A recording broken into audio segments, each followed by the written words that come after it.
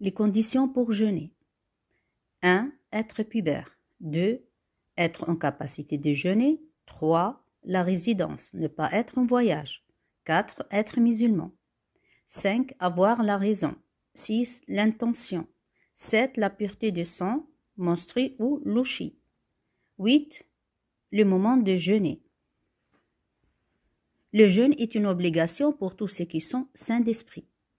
Ce que Dieu Tout-Puissant a chargé de la noble mission de lui succéder sur terre. Certains critères sont cependant liés à la réalisation de ce culte. 1. La puberté. Il faut être pubère pour jeûner, mais si un enfant impubère désire observer volontairement les jeûnes et qu'il n'y a aucune crainte pour sa santé, il peut le faire. Son jeûne est agréé et il en sera gratifié. Si l'enfant découvre pendant la journée des jeûnes qu'il est devenu pubère, il commencera à accomplir ce culte dès le lendemain. 2. La capacité de jeûner. Il faut être apte physiquement à jeûner.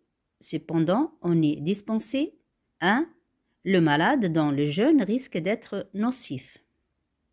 2. La femme enceinte et qui craint pour sa santé et celle de son bébé. 3.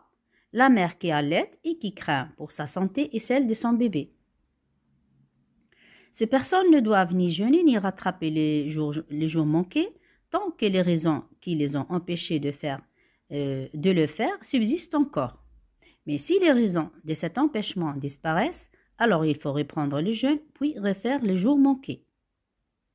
Sachant que l'observance du jeûne n'est pas à la portée de tout le monde, Dieu accorde ainsi à ceux qui ne peuvent jeûner la permission de manger pendant le mois saint.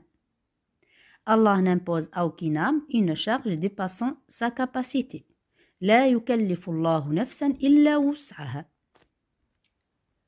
Troisième condition, la résidence. Le jeûne n'est obligatoire que pour les résidents. On est alors excepté le voyageur qui fait un voyage de 89 km. S'il estime que le jeûne portera préjudice à sa santé. Aussi celui qui demeurera loin de chez lui au-delà de 4 jours. Cette permission est valable tant que cette personne est en voyage. Dieu Tout-Puissant a affirmé « Donc quiconque d'entre vous est témoin du début de ce mois qu'il jeûne, et quiconque est malade ou en voyage alors qu'il jeûne un nombre égal d'autres jours. » Ce verset nous montre que l'obligation de jeûner n'est valable que pour les sédentaires et non pour les voyageurs. Cependant, cette permission accordée aux voyageurs ne veut pas dire interdiction. Si la personne estime pouvoir jeûner pendant son voyage et qu'elle n'a pas besoin de cette permission, c'est tant mieux, car Dieu Tout-Puissant a affirmé « Et si vous jeûnez, c'est mieux si vous saviez ». La règle de référence, c'est la sincérité. Il faut être loyal et droit. Tu es ton propre juge. Si tu estimes être capable de jeûner, alors vas-y. Par contre, si tu crois sincèrement être incapable de jeûner, Dieu t'a accordé une permission, une dérogation. Fais ce que tu crois juste. En cas de doute, prends conseil puis décide.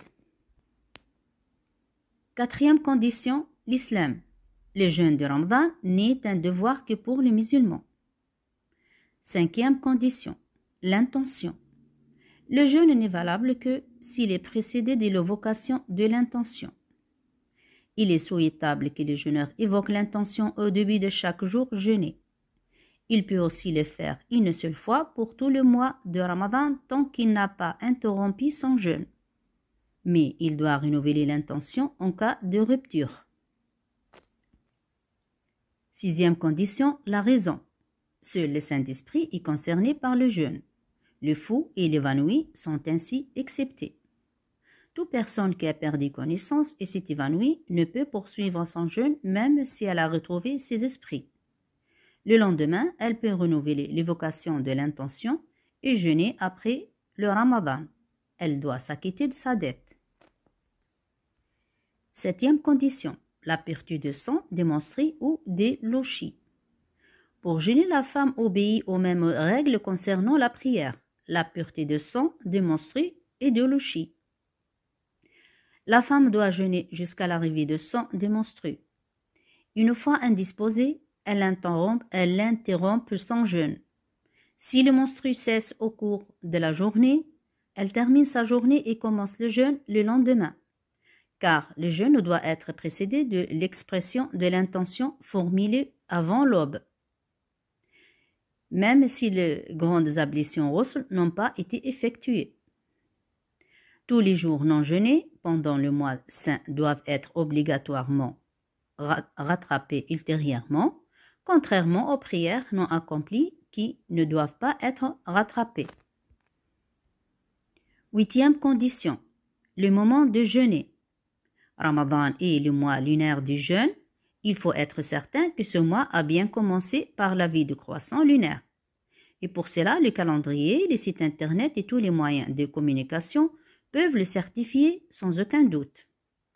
Le prophète, béni soit-il, a dit « Si vous voyez la nouvelle lune du mois de Ramadan, jeûnez, et si vous voyez la suite à la fin du mois, rompez les jeûnes. » Ce mois débute après l'apparition du croissant lunaire le 29e jour du mois de Sha'ban. Mais si il a été impossible de le voir ce même jour, pour des raisons météorologiques, il faut alors entamer le jeûne le lendemain. Certes, le mois est de 29 jours. Entamez le jeûne que lorsque vous apercevez le premier croissant de lune.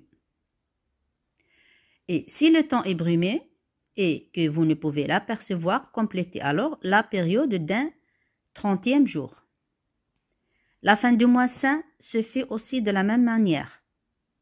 De nos jours, le début et la fin du mois de Ramadan ne posent plus de problème. Les moyens technologiques mis en œuvre pour détecter l'apparition de croissants sont fiables.